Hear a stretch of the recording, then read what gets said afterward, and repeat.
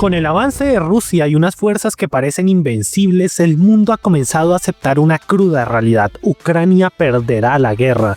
Así lo afirma el Council of Foreign Relations, un influyente think tank estadounidense que asegura que en menos de 6 meses la narrativa ha cambiado drásticamente, de recuperar todo el territorio ocupado a impedir que Rusia reclame una victoria total. Los hechos hablan por sí solos, y según el Instituto para el Estudio de la Guerra, ISW por sus siglas en inglés, las fuerzas rusas han conquistado 4.168 kilómetros cuadrados de territorio ucraniano durante el año pasado, un avance 7 veces mayor que el logrado en 2023. Esta expansión territorial se concentró especialmente en la campaña de otoño, con avances de 610 kilómetros cuadrados en octubre, 725 kilómetros cuadrados en noviembre y 465 kilómetros cuadrados en diciembre durante la campaña de invierno. Pero las pérdidas territoriales se opacan ante el gran desgaste que están teniendo las fuerzas ucranianas, las cuales enfrentan una crisis de personal sin precedentes. Y de hecho, el 22 de diciembre de 2024, The Guardian informó que las fuerzas ucranianas que luchan en las trincheras están agotadas, y el personal que poco a poco las reemplaza es escaso y está formada por hombres cada vez mayores, inexpertos y no totalmente inadecuados para la guerra. Por ejemplo, en su intento por cubrir las brechas en el frente, Ucrania ha llegado a reclutar gente directamente de las calles, dándoles un entrenamiento básico que, con suerte, dura 2 meses. Y decimos con suerte porque, según el Kiev Independent, alcanzar estos 2 meses es algo reciente. Antes los soldados recibían apenas 30 días de instrucción, cuando en el pasado el entrenamiento básico para las tropas ucranianas era de 6 meses. 1 mes para luego enviarlos directo al campo de batalla de una guerra moderna de alta intensidad, con toda la presión y los riesgos que eso implica. Además, la gran mayoría de las tropas ucranianas llevan meses en el frente sin descanso, y varios comandantes y soldados ucranianos han señalado que los esfuerzos por reclutar más hombres para el ejército están siendo obstaculizados por la duración indefinida del servicio militar. Kiev ha evitado aprobar una ley de desmovilización por temor a que pueda desencadenar un éxodo masivo de efectivos, lo cual es contraproducente, ya que la falta de un marco claro que regule la desmovilización genera incertidumbre entre los soldados sobre cuándo realmente terminará su servicio. De hecho, un soldado entrevistado por The Financial Times afirma que muchos hombres ven ahora la movilización como una sentencia de muerte, mientras que Stanislav Aseyev, un periodista ucraniano que se convirtió en soldado, comenta que sin una respuesta clara sobre el periodo de servicio y la calidad del entrenamiento, los reclutas estarán tan desmoralizados e ineficaces como la actual infantería cansada de la batalla. Esto concuerda por lo dicho por el canal ucraniano Resien UA, quien afirma que, según informantes en la oficina del presidente, no se debe esperar una ley de desmovilización hasta el final de la guerra, ya que no hay reservas disponibles y la calidad de las fuerzas movilizadas ha disminuido significativamente, y específicamente están abandonando las unidades en el primer mes. Hace meses, The Financial Times informaba que los nuevos reclutas de infantería ucranianos a menudo quedan paralizados ante los ataques rusos, una afirmación que fue respaldada por CNN, medio que, basado en entrevistas con 6 comandantes ucranianos, decía que la insubordinación se había convertido en un problema generalizado en las tropas ucranianas, especialmente entre los soldados recién reclutados. El Estado Mayor ucraniano sostiene que cualquier ley de desmovilización podría destruir a las Fuerzas Armadas de Ucrania, ya que el frente depende casi por completo de los voluntarios reclutados en 2022 y 2023. Esto coincide con lo señalado por el analista militar ucraniano Pavlo Naroshchny, quien advierte que no hay suficientes efectivos en el frente. Naroshchny describió con crudeza la escasez de personal. Tenemos un puesto de observación o un punto de defensa que debería tener 30 personas de servicio, pero en realidad solo hay 5 o 7, y 30 o 40 rusos están atacando, mientras esos 5 o 7 tienen que contener el ataque. Simplemente no hay suficientes efectivos, se han ido. Esto no es extraño, pues se sabe que 32 millones de personas ya han huido de Ucrania, mientras que aproximadamente 200.000 soldados ucranianos han desertado de sus unidades, especialmente por la presión que tienen que enfrentar en el campo de batalla. Por ejemplo, un soldado ucraniano de nombre Alexander, entrevistado por AFP, abandonó su unidad sin permiso tras 6 meses de duros combates y después de ver cómo otros soldados eran masacrados por los bombardeos rusos. Un día los soldados de su grupo recibieron la orden de contraatacar, pero Alexander, de 45 años, pensó que le esperaba una muerte segura y cuando tuvo la oportunidad abandonó las filas del frente en la región de Lugansk. Él dice: nosotros queríamos vivir, no teníamos experiencia militar, éramos gente normal, trabajadores. Un ejemplo que evidencia la falta de profesionalismo militar en algunos casos por parte de los soldados ucranianos es particularmente llamativo. Y esto no es extraño, pues básicamente son civiles enviados al campo de batalla con apenas entrenamiento. En el siguiente video, que circula ampliamente, se observa como un soldado ucraniano se ríe mientras su compañero cae justo frente a él. Sin detenerse a evaluar la situación, el soldado corre hacia adelante, ocupa la posición de su compañero en la primera línea y en ese instante activa accidentalmente una mina. Esta falta de preparación adecuada explica también por qué hemos visto situaciones tan alarmantes en el frente, como en la región de Kursk, que se ha convertido en un nuevo Rabotino o un Krinky 2.0. Desde el 6 de agosto de 2024, la cantidad de equipos destruidos en esta área fronteriza es abrumadora. Los blindados ucranianos arden no solo en los territorios ocupados, sino también en los accesos a estas zonas. Y el siguiente video ilustra perfectamente esa realidad. Una columna de vehículos siendo completamente aniquilada por drones FPV rusos, reducidos prácticamente a cenizas. Ahora, al hablar de bajas, aunque todos los datos que vamos a mencionar deben tomarse con mucha cautela y son imposibles de verificar de manera independiente, Volodymyr Zelensky ha declarado que tan solo aproximadamente 43.000 soldados ucranianos han fallecido durante toda la guerra. Y si tomamos en cuenta las estadísticas habituales en conflictos convencionales, donde se estima que por cada soldado muerto hay al menos 2 heridos, estaríamos hablando de que Ucrania ha sufrido más de 129.000 bajas entre muertos y heridos.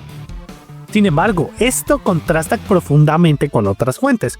Por ejemplo, el sitio UA Losses estima que Ucrania ha sufrido 68.437 caídos en combate. Si aplicamos la misma relación común en guerras convencionales, donde, como dijimos, por cada muerto suele haber al menos 2 heridos, estaríamos hablando de unas 205.000 bajas ucranianas totales entre muertos y heridos. Hay que tener en cuenta que las cifras de UA Losses están confirmadas mediante obituarios, es decir, se basan en registros públicos de muertes verificadas individualmente, pero tan solo representan un mínimo absoluto, ya que no incluyen potenciales muertes que no hayan sido documentadas formalmente, además de que no muestran muertes tales como de mercenarios occidentales, voluntarios y prisioneros de las cárceles ucranianas.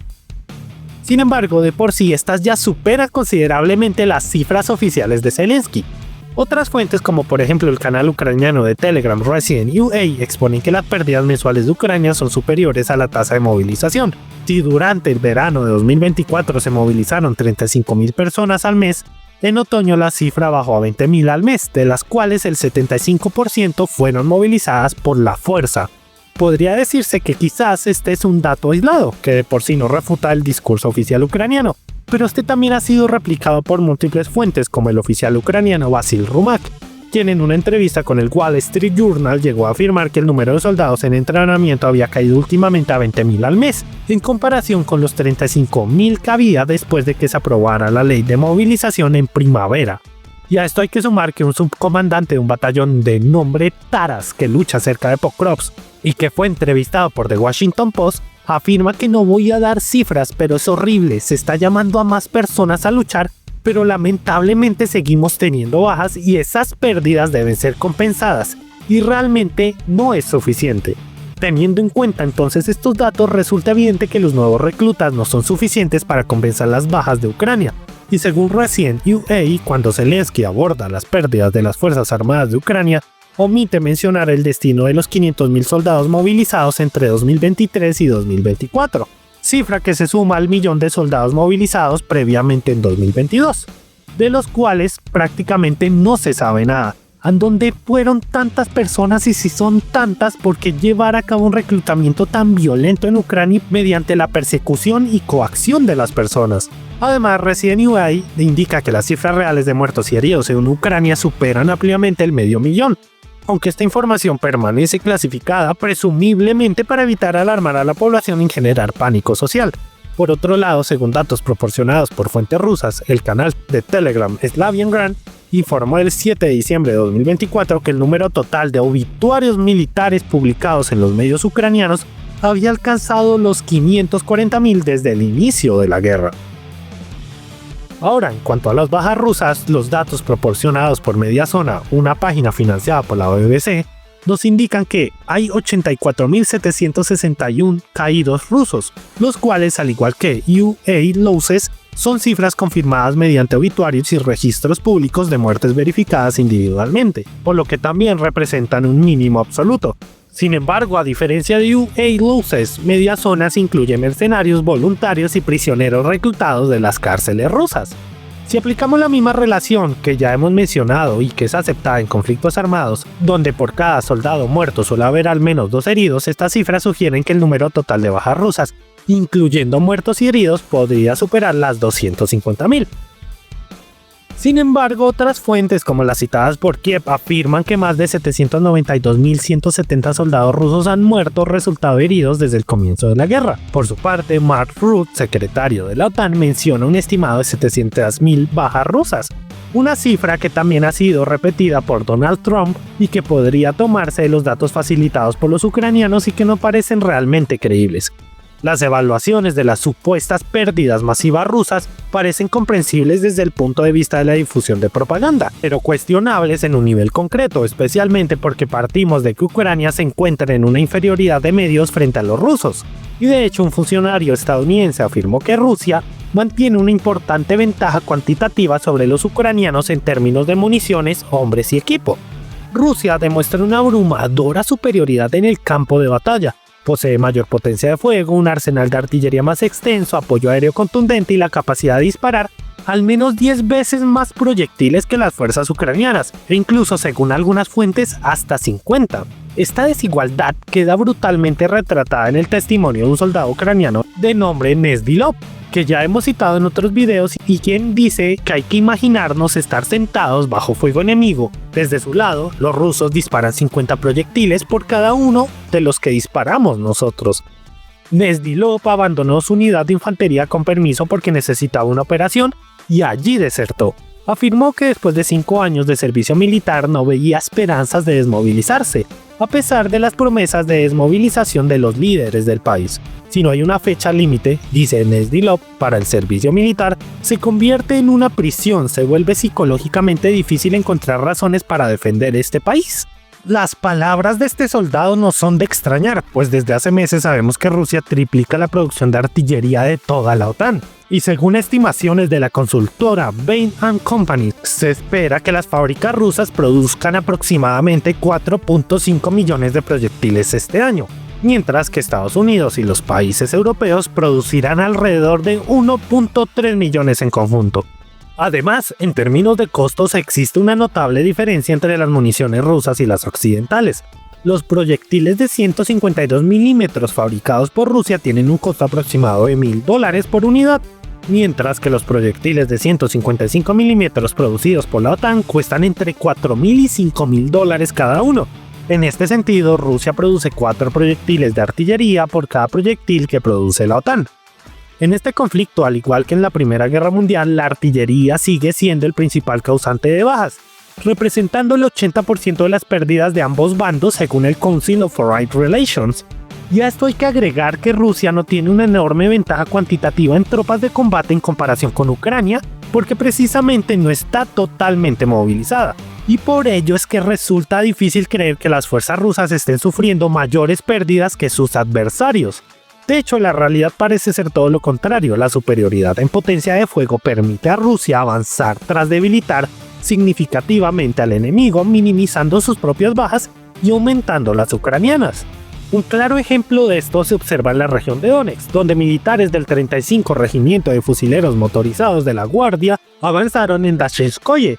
Durante esta operación, como vemos en el siguiente video, los equipos de reconocimiento con drones UAV localizaron y destruyeron los principales puntos de disparo y posiciones de las fuerzas ucranianas. Posteriormente, las coordenadas de las concentraciones de tropas y equipos ucranianos en las líneas de los árboles fueron enviadas a las unidades de artillería que eliminaron los objetivos. Tras los bombardeos vemos como los destacamentos de asalto despejaron los puntos fortificados y los edificios ya de por sí destruidos, obligando a las tropas ucranianas a huir, dejando atrás armas, municiones y a sus compañeros muertos y heridos.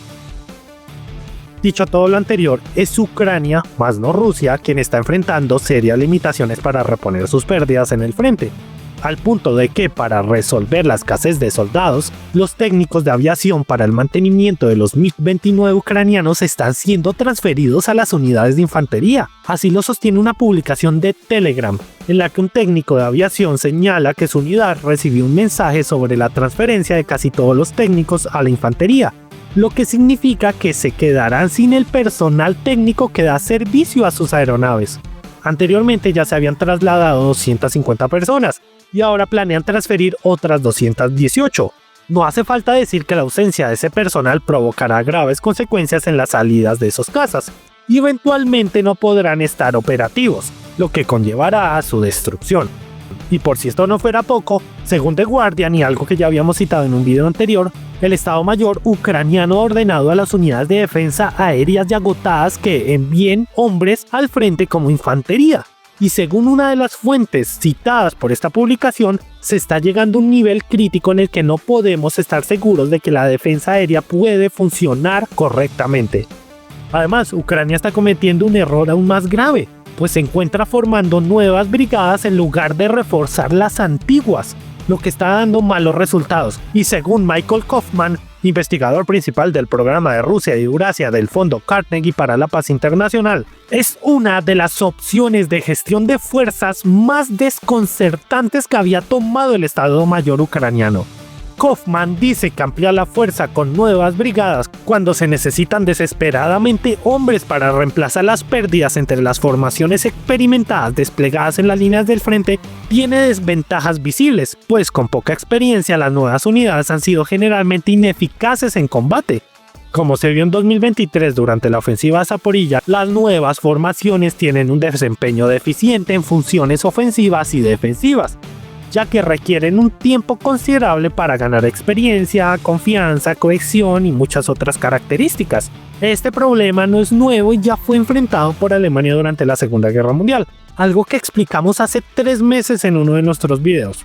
Curiosamente, el tiempo y Business Insider nos vuelven a dar la razón. En un video de octubre de 2023 que pueden encontrar enlazado en la parte superior de este video, explicábamos cómo Ucrania carece de un sistema estandarizado para asignar reemplazos a las unidades de combate que necesitan refuerzos.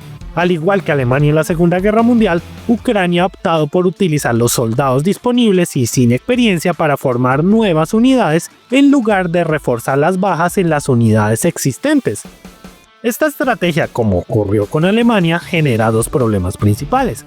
En primer lugar, la reducción en el personal de las unidades existentes impide una rotación adecuada y limita los permisos de descanso para sus miembros.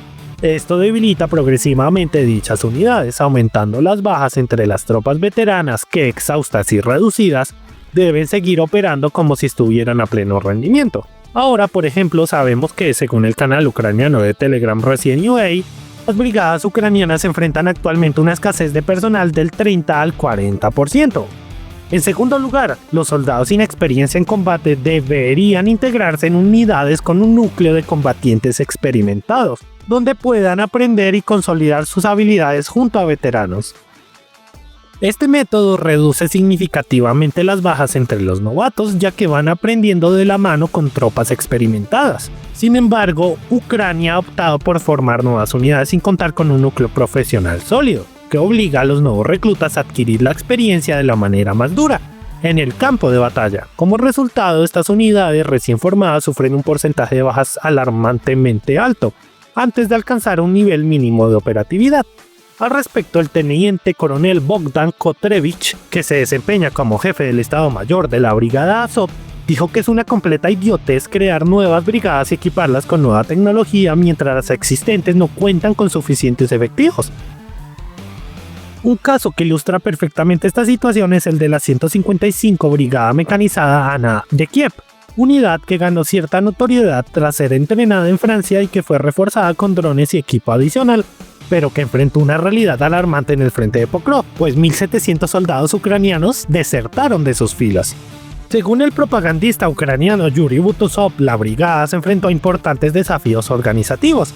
Según un informe publicado en sus redes sociales, la mayoría de los soldados carecían de suficiente experiencia. Solo 51 habían servido más de un año, 459 habían servido menos de un año y 1414 eran reclutas con menos de 2 meses de servicio. Además, unos 150 combatientes fueron enviados a entrenarse sin completar la preparación básica.